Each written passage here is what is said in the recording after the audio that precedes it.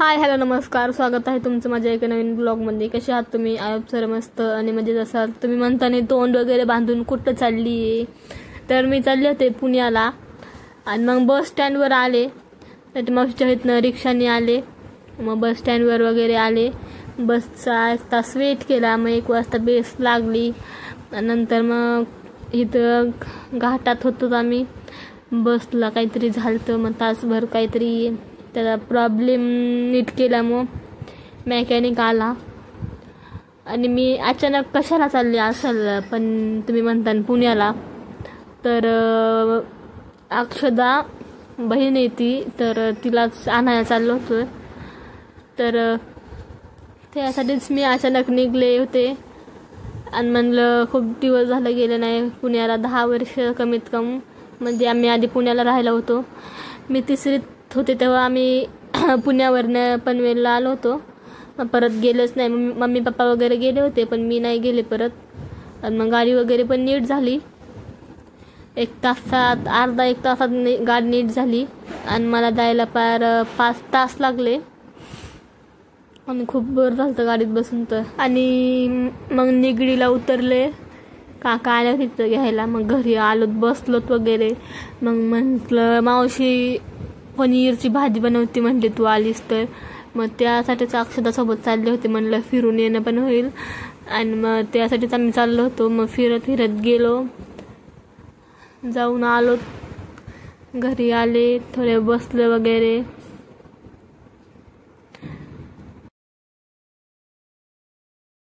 घरी येऊन खूप साऱ्या गप्पा केल्या, सगळ्यांसोबत बोलले वगैरे. आणि कसा आहे पुण्याचा व्ह्यू, पहिले म्हणजे मी खूप दिवसातून आलेली पुण्याला, तर सगळं बदललं होतं तिथलचं. असं खूपच सगळ्या नवीन बिल्डिंग वगैरे झाल्या होत्या.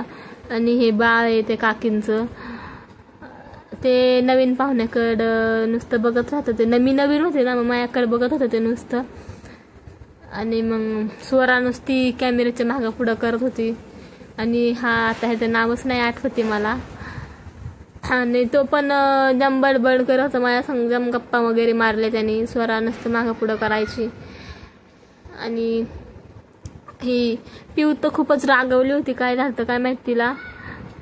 आणि बघा पुण्याचा व्ह्यू कसा आहे बघा. ह्या बिल्डिंगला कशा सगळी लाईटिंग लावली मस्त अशी.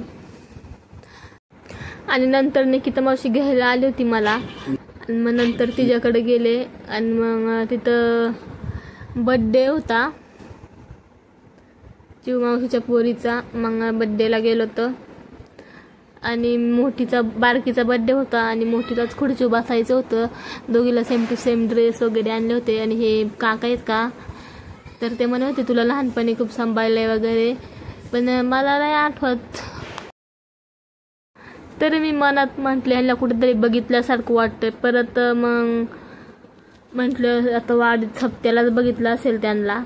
आणि मग बसले वगैरे, गप्पा वगैरे मारल्या आजीसोबत वगैरे खूप साऱ्या. सगळ्यांना छान वाटलं मला भेटून. सगळे शॉक झाले मला बघून, एवढ्या दिवसानंतर बघितल्यावर एवढी मोठी झाली. आणि मग घरी वगैरे आले, जेवण वगैरे केलं. ब्लॉग परत कंटिन्यू करायचं लक्षातच नाही. डायरेक्ट दुसऱ्या दिवशी सकाळीच ब्लॉग मी स्टार्ट केला. आणि मग हे काका आले ते. आणि मावशीला सोडवायला काका गेले, उत्तम काका. आणि मग म्हटलं आम्ही इथं येऊन तर बसतो नीता मावशीपाशी. तिने बोलत होतं नीता मावशीने. मग तिथं आलो, गप्पा वगैरे मारल्या.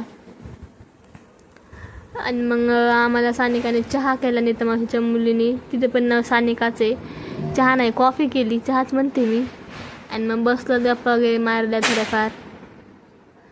काका बसले होते, मावशी मागची. आणि आता कॉफी केली तिने, तर कॉफी पित होते. नीता मावशीपाशी खूप वेळ बसतो, गप्पा वगैरे मारल्या. आणि मग नंतर आम्ही काका आम्हाला सोडवायला येत होते निगडीला. मग तिथनं आम्ही जाणार होतो.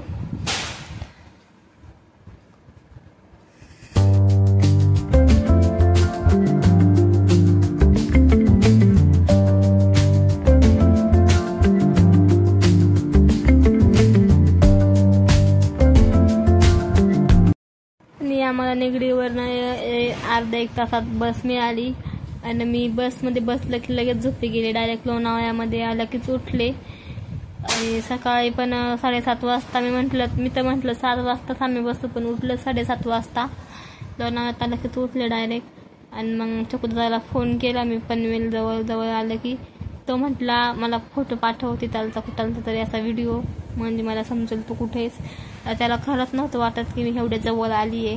मग त्याला मी नांदगाव पासता एक असा फोटो पाठवला. मग तेव्हा तो आला, ट्रॅफिकमध्ये होता तो पण. आणि मग तो पण आम्हाला घ्यायला आला. आम्ही 10-15 मिनटं थांबलो, मग नंतर तो घ्यायला आला. नंतर तो आम्हाला घ्यायला आला आणि आम्हाला बसवलं रिक्षात. आणि कुठं गायब झाला काय माहिती. आकाश कंदील आणायला गेला आणि पॅन्ट आणायला गेला त्याला, आणि तो आलाच नाही अर्धा तास. आणि मग तिथे जाऊन ट्रॅफिक झालं तर ते MSF आले, पोलीस आले. म्हटले रिक्षावाला कुठं गेला, म्हणलं रिक्षावाला गेलाय पुण्याला. तर मग इथं तात्याला मामा आले होते, त्यांना पण गप्पा वगैरे मारल्या. मग ते लोक गेले, म्हणजे ऋषी पुण्याला गेला आणि हे इथंच त्यांच्या घरी गेले. आणि मग बसले चकुदादा म्हटलं तुला नंतर सोडतो. मग बसले, गप्पा वगैरे केल्या नटमाळसोबत. नटमाळशी मला बिर्याणीच खायला देत होती, तिच्या लक्षातच नाही मी माळ घातली ते. म्हणलं अगं मी माळ घातली, म्हणली हा बाई तुझ्या माझ्या लक्षातच नाही म्हटली माळ घातली. बाळा म्हणतो काय नाही घातला मी, कोणाला नाही सांगत, खा म्हटला भात. म्हणजे नको बाबा तुला पाप लागल म्हटलं. मला नाही माहिती मी गेलते ते.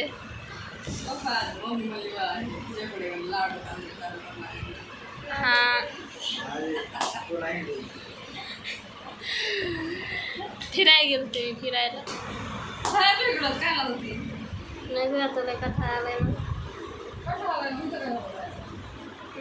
आंघोळ करतो जाऊ.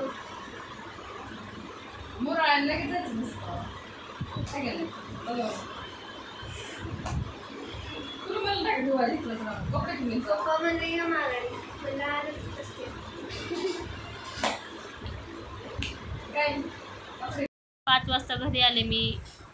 चकुदादाने मला घरी आणून सोडलं. तर म्हणत होता जा चालत. म्हणलं मला चालत जाण्याची कॅपॅसिटीच नाही, मला जम कंटाळा आलाय म्हणलं तू जर चालत जा म्हणलं तर मी इथंच राहीन म्हटलं. आणि म्हटलं मग त्याला बोलले सोड मला म्हटलं घरी तेवढं प्लीज. मग तो आला सोडायला. घरी येऊन आंघोळ वगैरे केली, जेवले वगैरे, आणि मग बसले फोन बघत.